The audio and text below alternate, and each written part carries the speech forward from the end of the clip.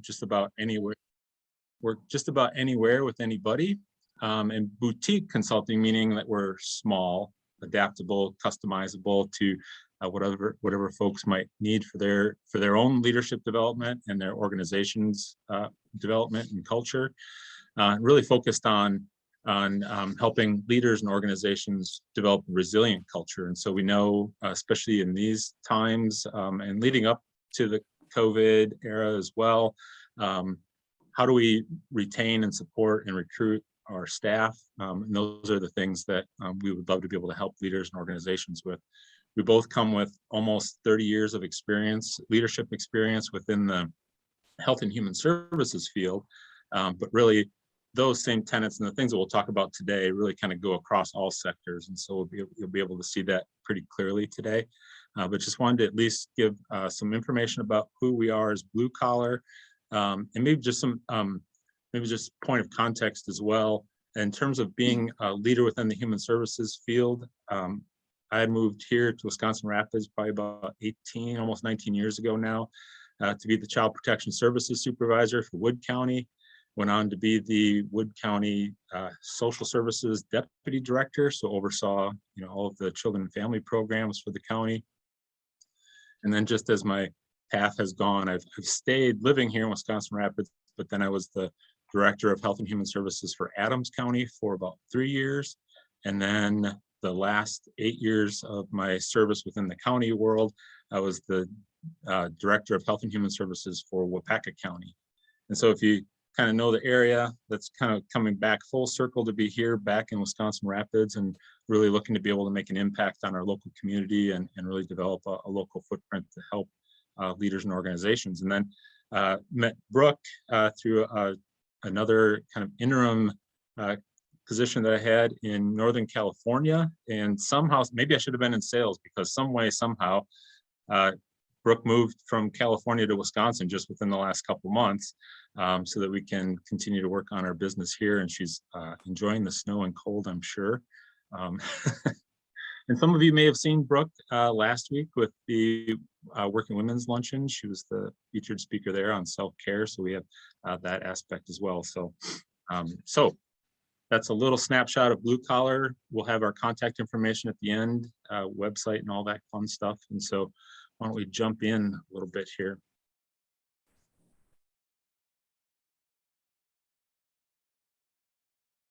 So you're going to see at the bottom in your chat, we're going to see how many people are awake this morning. Look into your chat function. There should be a link there. We're going to kind of shift between one screen and another. So we're going to test it, a little bit of technology this morning. So you should see a link in your chat. And if you click on that, it should take you to a grid. And we're going to just take a little quick poll to check in, see how folks are doing this morning. When you look, you should see up at the top, there should be, or somewhere on that grid, there should be directions saying where I am now, where I would like to be. And there's like a faint little circle, and you should be able to click on that circle, click and then drag it within the quadrants where you're feeling today, or maybe usually. So if you did where I am now, where am I feeling this morning? Am I energized and excited and alive and kicking, or do I need more coffee? And so if you can just take just a quick second to find those dots, click and drag where you are now, where you'd like to be. And then at the bottom, there's a submit button. And we'll take a look at where folks are at. And you just have to come back to the Zoom. There's just a few more people who need to rate. Okay. Anyone have questions about this piece?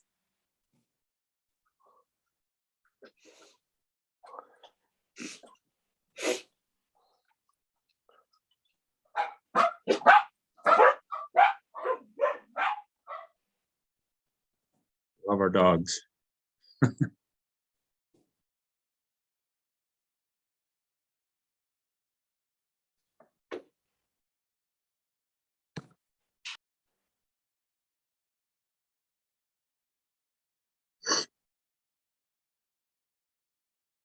Okay, so this is what the screen looks like, and we can see where we at with the group this morning, Brooke.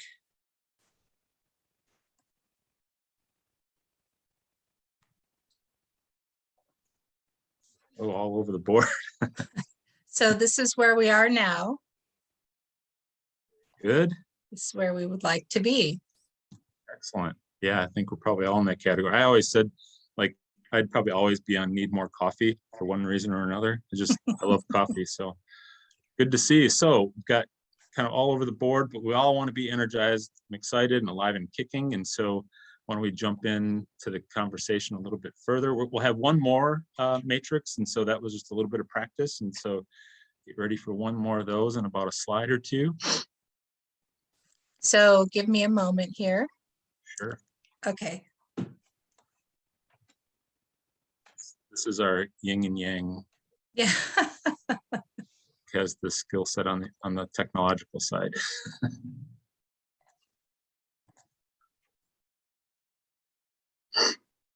There we go.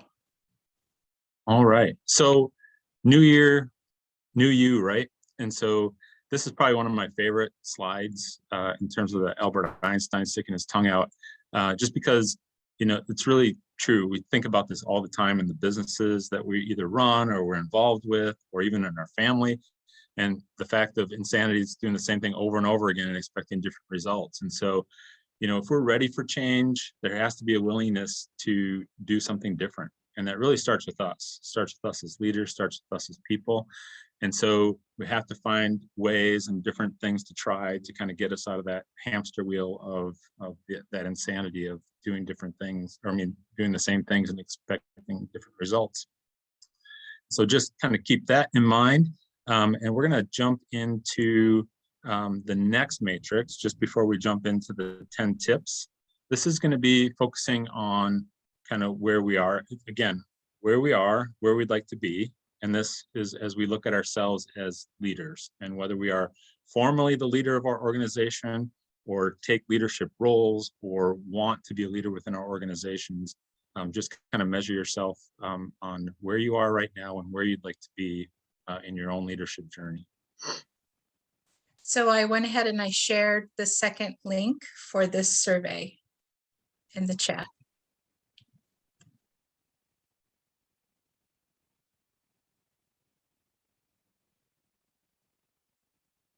It's really light today.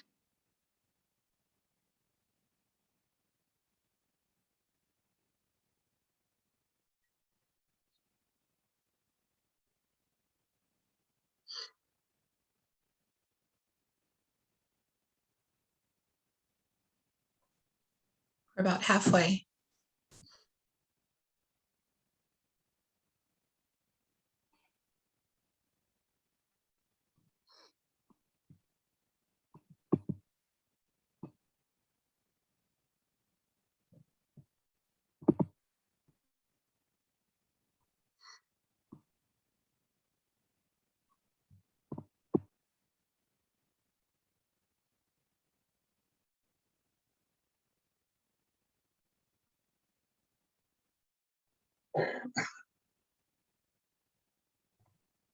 Okay, give me a moment.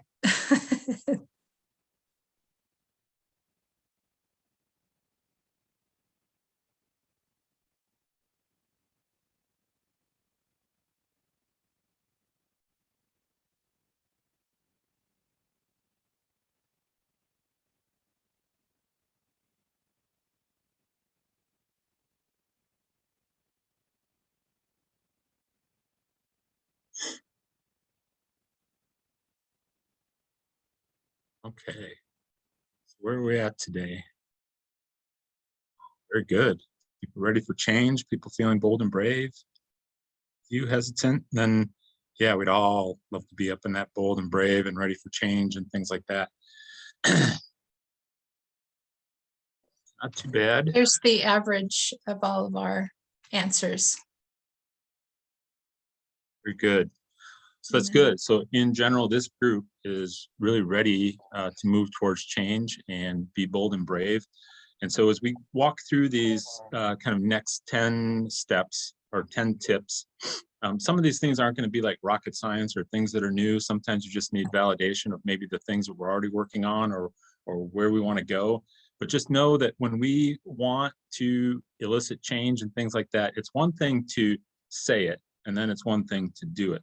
And so let's just start with our 10 tips here as we prepare ourselves as leaders on our leadership journey to kind of get to that bold, brave, and ready for change. And so in general, we need to get ourselves ready. And so you see this picture of the runner there. I love to use the analogy of a marathon, and you may not know it if you looked at me these days, but I've run 4 marathons before. And so you can't just decide, well, I'm going to run a marathon, and then maybe Saturday, just go ahead and do that, enter into a race on Saturday and decide to do a marathon.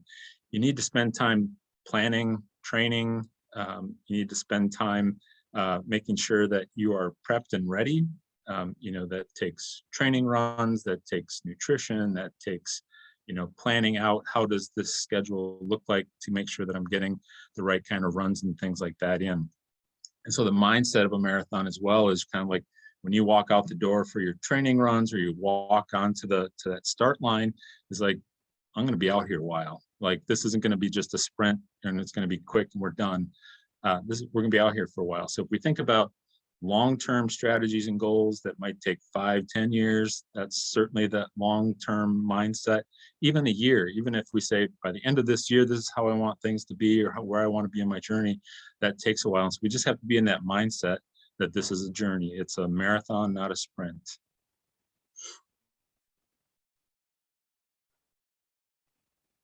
And then we have to make sure that we're educating ourselves. And so as a leader, we need to continue to be curious. We need to be a continuous learner. And so make sure that we're looking into, if leadership is part of your journey and you want to become either a better leader or a leader within your organization, I think the more that you can read, the more that you can delve into, the better. And just a few here, Good to Great with Jim Collins really talks about having the right people on the right bus. And, it's really just kind of like an interesting book. And this is probably one of the first books we read when I was at Wapaka County as director, as we were trying to shape our management team and trying to get everybody kind of on that same page. And while that's really suited, Good to Great is really suited towards businesses. What do the good companies do to become great? It's the same thing. Those same transitions can come over into just about any sector. And so that's a really powerful book there.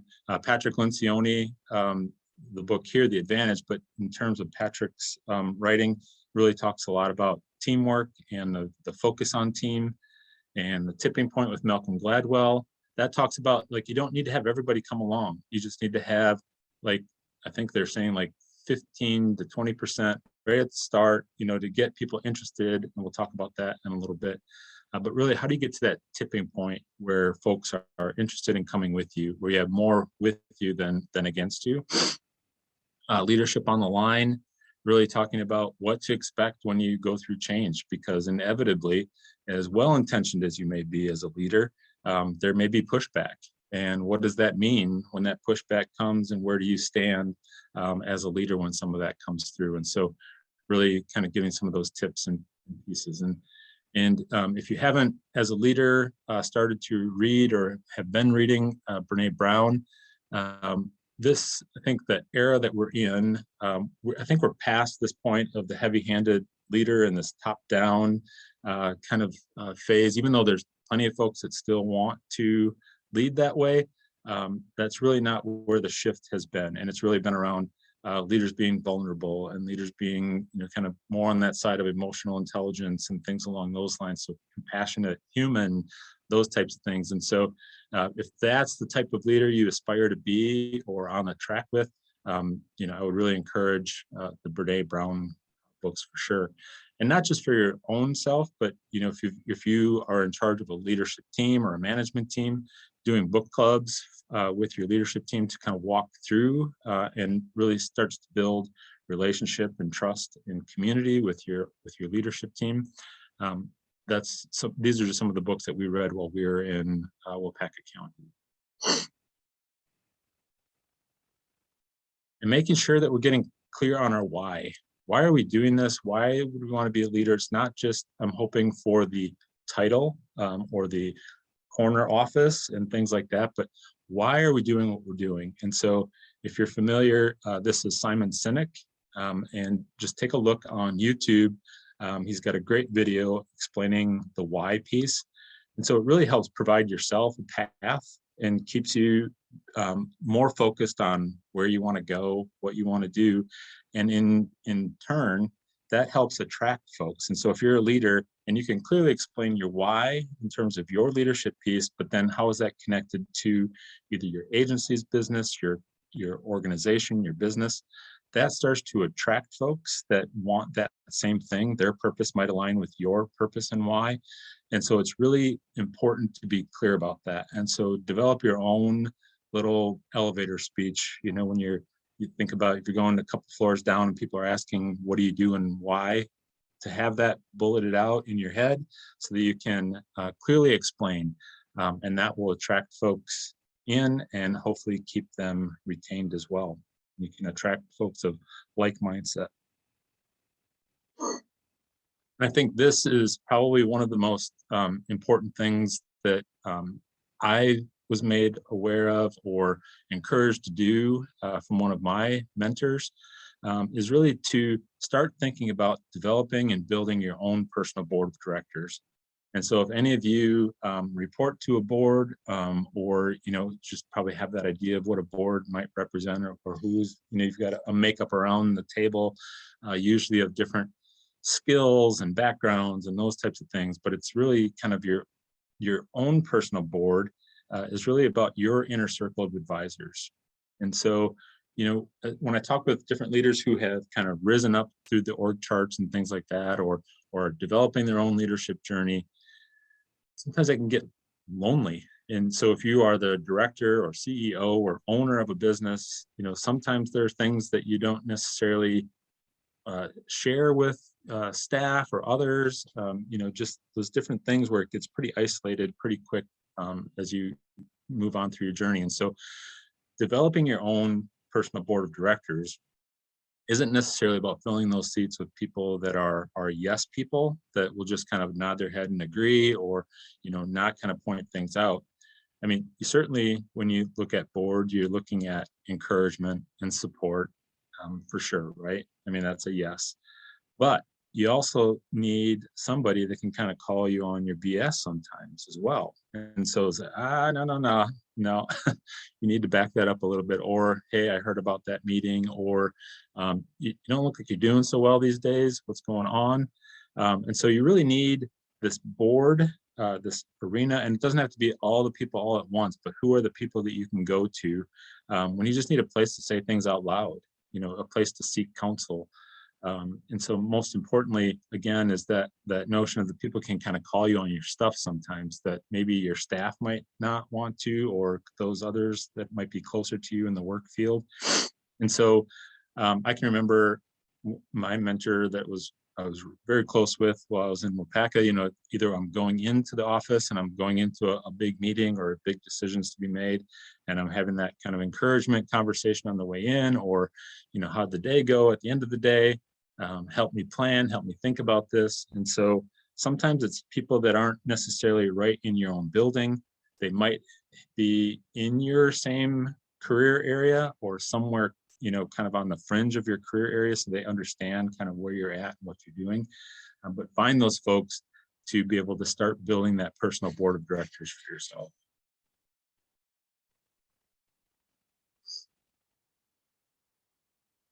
This notion of builds trust and safety. And so that trust fall, right? Like everything happens at the speed of trust. If I don't trust that person right there behind me that's trying to catch me, chances are I'm probably not going to fall right away, but if I had high trust, it's going to go really quick.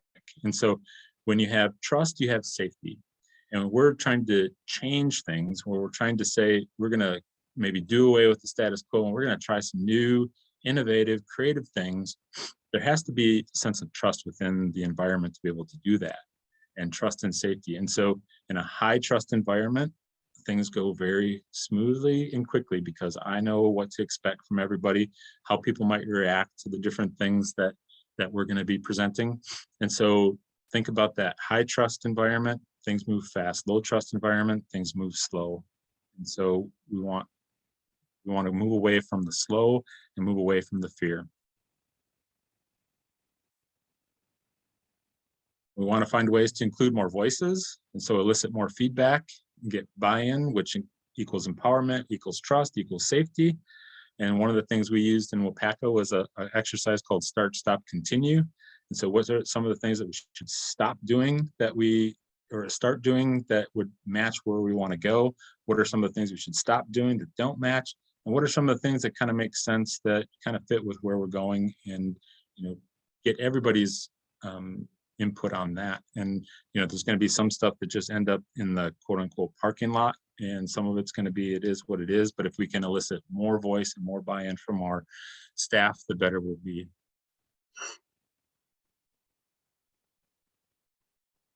Form a coalition of the willing, who wants to change, and really kind of devoting your energy towards what we would call watering the flowers and not wasting our energy on the weeds piece. And so this is about getting to that tipping point.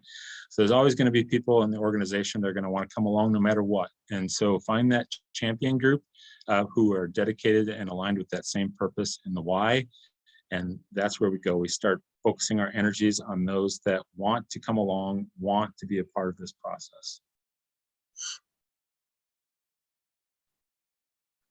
We've probably never been in this position before, but get comfortable with failing and not knowing, like putting your head on your computer type of thing. And in terms of being comfortable and failing and not knowing, this also, we need to have a trusting and safe environment to be able to fail, to be able to innovate and create and test and come back and say, that didn't work. What could we do different? What could we do better? And so get comfortable with failing and pushing towards innovation. And do something, like don't just be talking and saying this is where we want to go. When we do something. And so you could do just small things, small tests, pilots, hacks. Some people call them little bets. Like, I wonder what would happen if we did this. Just go and do a test, evaluate, process what went good, what didn't go so well. Maybe we don't do that ever again, or maybe we improve on that process. What do we do next? And so do something, take action, and make sure that you're evaluating and adjusting as you go along. Finally, fortify yourself. Make sure that you're taking care of yourself, self-care, being healthy for you and those around you, because leading through change is taxing, it's draining, it's as many joys as it might bring at the tail end, it can be really draining on your energy. And so take steps to take care of yourself. If you remember 3 things, it'd be eat, sleep, move. So make sure you're paying attention to your nutrition and diet, making sure you get rest. Sleep is so incredibly important. And make sure you're exercising, moving somehow, some way, any kind. We could probably spend a whole day talking about this, because as a leader, when you move through change, this is what happens. You're going and you're trying to take the old way and scaling that down. At the same time, you're trying to scale up this new way. And when those 2 things, the old way and the new way, cross, we get what's called the messy middle. And that's where it gets awkward. That's where it gets hard. That's where, as leaders and organizations and things like that, when it gets hard, we just want to move back to where the old way was, because it was comfortable. It's what we know. Even though it may not get the same results we want, it's comfortable. And so how do we take all these things we talked about today in order to support ourselves and our agencies to move forward to the new way and move through the messy middle? And so any presentation I've done that I've explained this piece, people hang on to that messy middle because it's easier to talk about. And so think about that in your own change journeys and what you might be working with your organizations. And if you label it messy middle, that's an easy entryway into that conversation. Don't be daunted. All these things we talked about, building your board of directors, there's lots of support out there for you, whether that's formally or informally. And sometimes you get these rolling hills like this. If you go back to the marathon, sometimes these rolling hills might start to look like Mount Everest, depending on how far into the marathon you are. And don't be daunted. keep going. The finish line's ahead. And just remember that the universe rewards persistence. And so keep at it. There's plenty of support through informal, formal, within your own circles. Certainly the chamber can be a piece of that. Blue Collar would love to be a piece of that as well if you need more support in your own journey or your organization's journey. But just that persistence. Don't give up. Think about that messy middle, and we can keep pushing towards the new.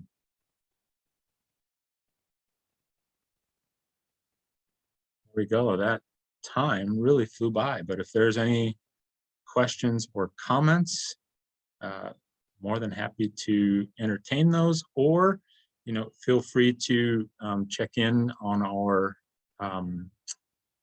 website, bluecollarconsulting.net. Certainly like our Facebook page. You can find Brooke and I both on LinkedIn. So love to be able to connect with all of you and talk further. Thank you, Chuck and Brooke, for that quick recap. That was great. I want to open the floor for questions, feedback. Feel free to jump in, or I may call on you if you don't ask questions. So I see a lot of faces or no faces. Names are even better. So let's see if somebody has some questions. Angel, I just have a comment, or actually a request. Chuck, if you could talk a little bit more about the messy middle. Yeah. Because I feel like it makes a lot of sense. And sometimes it's like, how do you break out of that? Yeah, it really takes leadership, and then it takes about going back to some of those things we talked about developing arenas or environments of safety and trust. We can go into lots of other things that we know about, like brain science, and there's a lens that we like to look through in the work that I was doing in Wapaka, and what we would do with Blue Collar is called trauma-informed care, and so and adverse childhood experience. So understanding, it's almost the same thing. So if you look at that messy middle squiggle, that's almost like the organizational brain being dysregulated.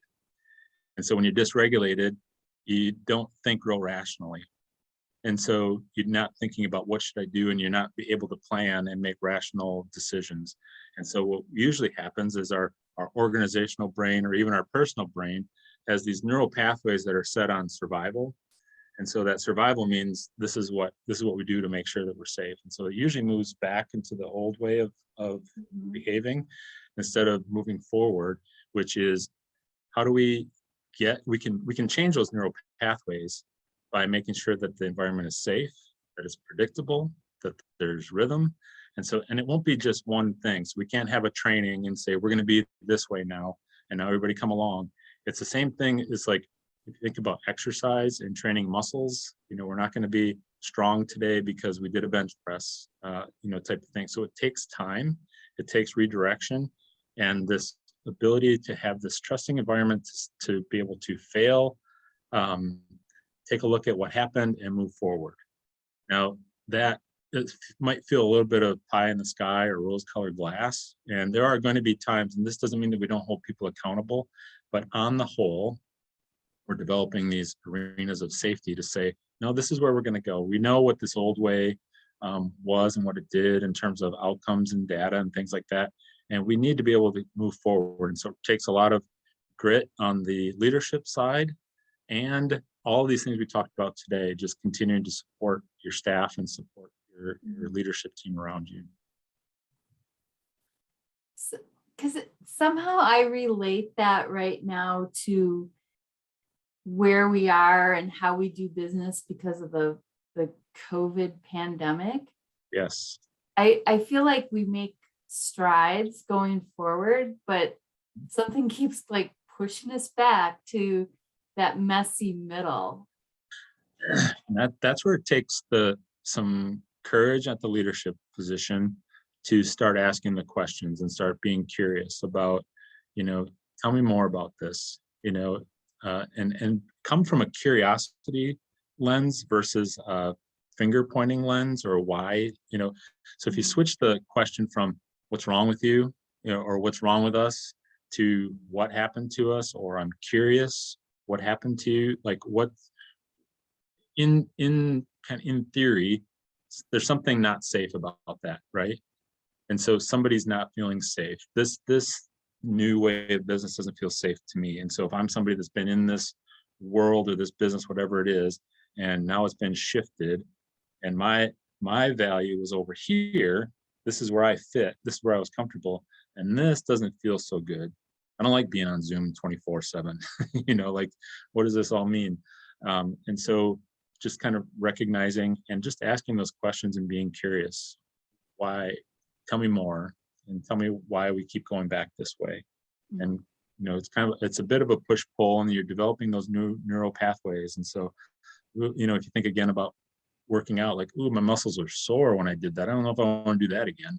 Kind of like, no, the more you do that, the more we keep pushing, that soreness will go away, we'll get stronger.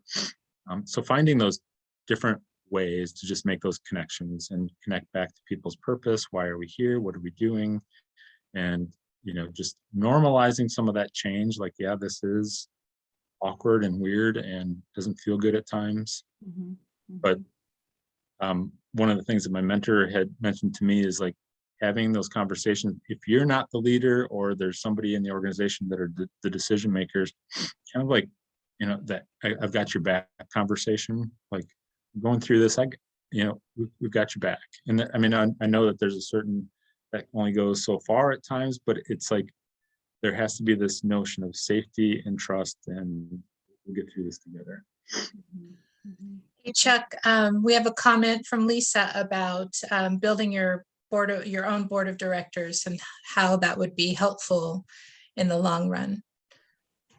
Yeah, because we tend to, as humans, kind of go to where we find the most agreement, and people, we want to be liked and listened to, but sometimes we need that other offsetting piece. Not to say that we need, somebody that's going to point the finger, but we need all these other perceptions to be able to help form kind of who we are as a leader.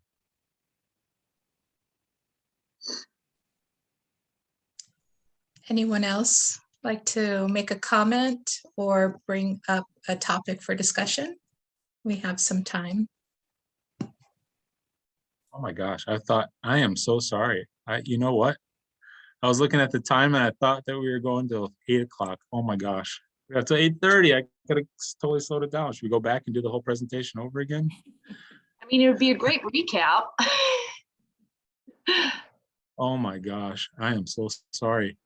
I looked at the thing and my brain triggered. See, I was dysregulated this morning. I didn't slow down.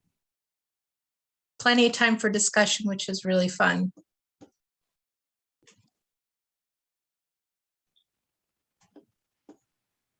You can also type something in the chat and I will bring it up to the group.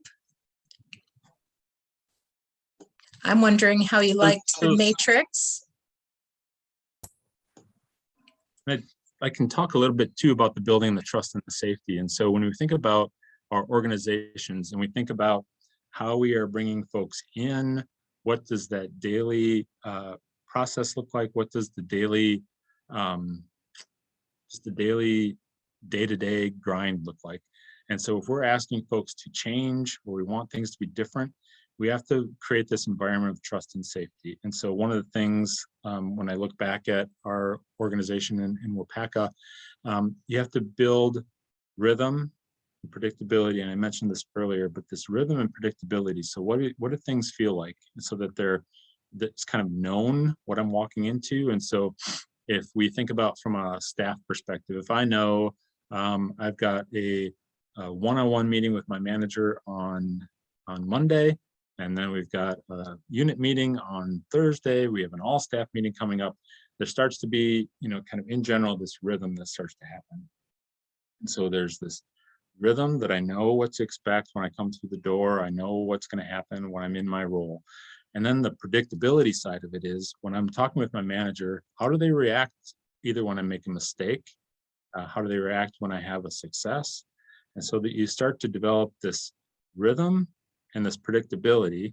So we know what's going to happen. We know what to expect from my manager. We know what to expect from the organization that I'm working in, or the decision makers maybe that I report to. And so when you have the rhythm and then the predictability, that starts to create an environment of safety and trust. And so if you are asking folks to make decisions, and so like if I use the example of the folks that we were supervising and had responsibility over within human services, if I'm relying on child protection services workers to go out and make these incredible decisions, sometimes independently in the field and things like that, we need to make sure that they're feeling supported, that they can, go out and make the decisions that they need to make. And when they come back, that they're supported and that there's some predictability around what they've done. And so creating all those things so people can feel comfortable in their roles and with what they're doing, I think is incredibly important. And it takes on a bigger sense than it just feels good working here. It's that that there's a rhythm and that there's predictability. And I'll probably say that 100 times yet today. And I say that throughout lots of presentations that we do, just because of that. And so when you're talking about including more voices, then if you have the rhythm and predictability and you have trust and safety, people are going to be more apt, I think, to provide critical feedback to you. And so when you're trying to move things forward and you want to know how is this impacting folks, we're all probably pretty good at coming up with ideas at our desks or in like small groups and saying, well, this is what we're going to do for everybody, without maybe dipping into what everybody else is either willing to do or might have some different thoughts about.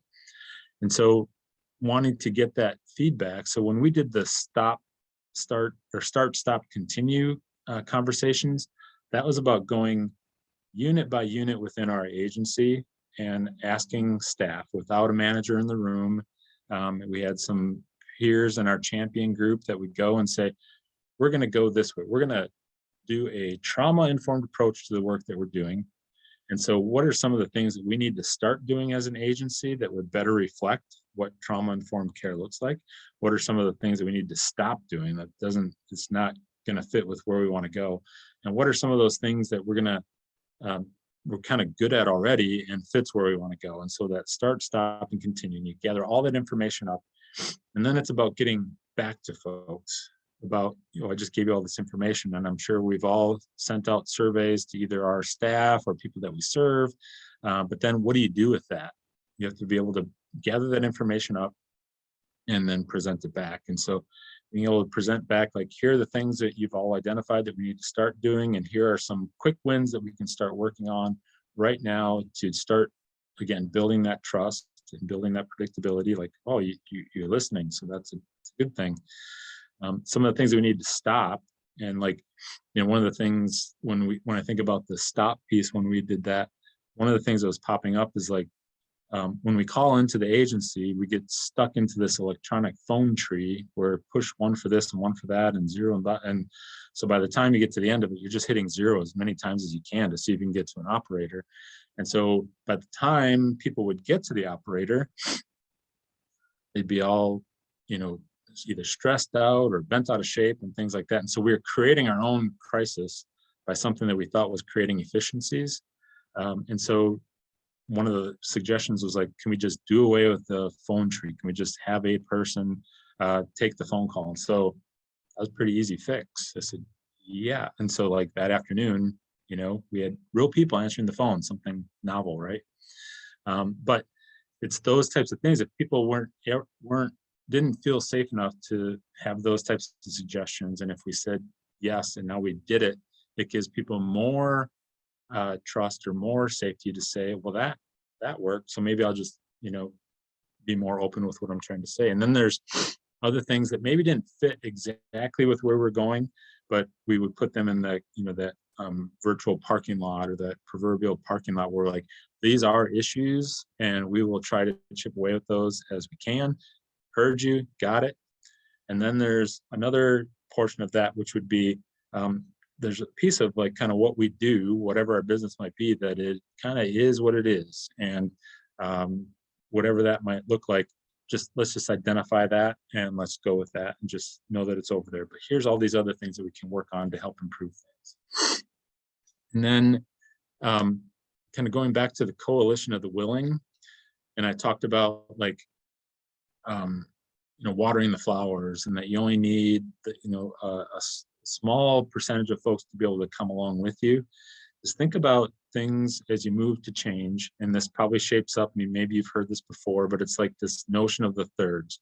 There's a third of people that will, no matter what you do and how you say it and what you do, they're going to come along. They're all in. You get those really excited folks all the time that want to do whatever the new thing is, and they're coming along. You got that middle third that are going to be looking and saying like, it sounds like a good idea, but I'm not too convinced just yet. So they're going to just watch how things play out. So it's about not necessarily convincing, but getting those folks to the tipping point to lean towards, come along with us. And then there's this third that no matter what you do and how you do it, they're just not coming along. They're just like, I am done. No, can't convince me. Like, I think one of the folks along the lines that I was talking with called it the B team. I was here before you and I'll be here after you. So it doesn't matter. I've seen this before. We've seen new shiny things and they just come and go. So we know that those three things shape up. And so just think about like 2/3 of either your organization or the people that you work with. We could possibly get those to come along with us, but they are all looking back at this other third of they're not going to do anything. And so there's this piece from a leadership perspective, like, well, those 2/3 are going to be looking at you as a leader going, what are you going to do about that? Because if some of these folks aren't coming along, then it's just going to be another one of those shiny things that we decided to do, and it just kind of fizzled out. And so again, when we're talking about change, and we're talking about things and new and changing status quo, there is a lot of support. There's a lot of this trust and safety and humanness and all those things, and there's accountability. And so how do you point back with the third, maybe that doesn't want to come along, or some of the folks that push back? It's about talking and matching up and having those crucial conversations about maybe this isn't the right fit. And we have a position to do. We have a purpose here. We have a why, and it's not aligning. And sometimes some of those conversations are very freeing, even for the person. Like, I would tell folks, like, I don't want people, in the parking lot at the beginning of the day with their head on their steering wheel going, oh my gosh, I've got to go into the building today. And I don't want you to have to drag yourself through the hallways or through the doorway to come into the work. If this isn't matching up, that's not good for you, and it's not good for the folks that we're serving. And so, I had those types of conversations, and sometimes those end up being, again, really freeing for that person. Like, this isn't a fit for me. And so I think we just have to think about all these aspects from a leadership standpoint, but this coalition of the willing is really about putting majority of your energy into those that are willing to come along, ready to learn, ready to explore, ready to be curious with you. Hey, Chuck, we have a topic of boundaries in terms of professional boundaries, like with leadership and staff, and also maybe between home and work. I'm wondering if you want to chat a little bit, or what are your thoughts? I think the boundaries piece. So if we're talking about like, there's a whole bunch of things we can talk about in terms of boundaries. But if we talk about like, let's talk about like health and self-care and boundaries when it comes to that. And so if we're over here with our leadership hat on saying, I want to make sure that you're taking care of yourself, or we as an organization believe in self-care and your own well-being and things like that. And then if in the same breath we're saying, but take your cell phone along with you on your vacation, and I'm not sure, I know you're going to go on vacation, but want to make sure that you take your cell phone along with you. We may be emailing you or texting you if we need to reach out and things like that. And like, that's not the same thing as self-care and well-being. When we're saying we want folks to disconnect and go take care of themselves, we can't have this kind of tethered piece back to the agency. And that takes a lot sometimes, because one, the person that we're asking to go on vacation or, kind of move, kind of get away from the work, may feel like I need to be involved. I don't want to come back to a mountain of work, or I don't want to, crisis breaks out, those types of things. And on the leadership organizational side, we need to be able to buffer that piece and say, we've got it. We'll take care of this. Because this draining piece will absolutely send us into burnout. We had people, I remember early on in my work at Wapaka, as we were trying to shift and change the culture, people were crying. They came back from vacation. They didn't even feel like they're on vacation because they were being called constantly. And the same thing for leaders. I talked with a leader of an organization just within the last couple of weeks, and they're like, I haven't taken a vacation in 2 years. And so what's the role modeling that we're doing for our staff, taking care of ourselves? And so if the boss or leader isn't taking vacation, what does that mean for me? And I don't want to feel guilty taking the time that you're asking me to take. And so there's those types of boundaries. There's kind of the personal boundary pieces where, maybe infringing in on your own moral and personal ethics, professional ethics. And so, I think that there's probably a whole presentation that we can do just on boundaries within the workplace and what those might look like. But if there was something more specific into that, but that's kind of where my first thoughts would go. Well, that's great, Chuck. Also, David just mentioned that there's some techniques for change management that will maximize buy-in. So I wanted to bring that to the topic, Yeah, appreciate that, to David. the conversation. Yeah, and I think some of that buy-in and kind of bringing folks along and the coalition of the willing is taking that human approach and actually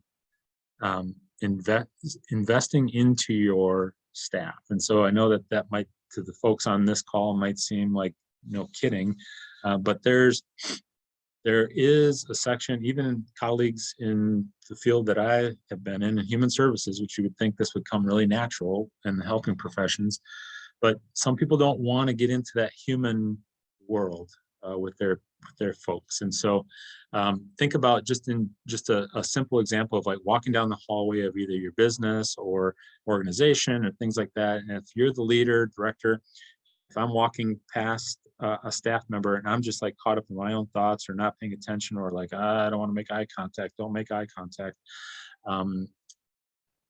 What does that mean for the staff member who maybe you walk past and don't say hello or don't recognize or things like that? That person's like, look, see, the director didn't even know what my name was and things like that. And so where does that trajectory go for that person versus, a simple hello, how's your weekend? How's the family? Those types of things where, that takes on a whole different lens. And now that trajectory for that person might be heading in a different direction. So I think we have to continually remember kind of this role that we hold as a leader. While I might think, well, I'm just Chuck, and people who might know me really closely might know how to interact with me. But if I'm, overseeing 130 or this large organization, people don't necessarily know me. So what's that perception? We have this natural, or this thing that we've been taught about leaders and bosses, is that they're unapproachable and things along those lines. And so I think if we continue to remember the human aspect of what we're doing and not just taking that time to reach out to our staff, to be kind of human with them and present with them, I think will help us go a long way.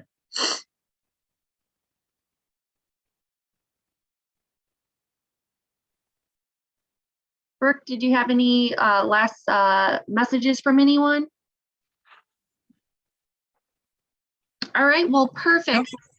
Thank you, Chuck, so much for speaking today, and Brooke for supporting him. This was a wonderful morning and great tips for us, and love the open conversation at the end.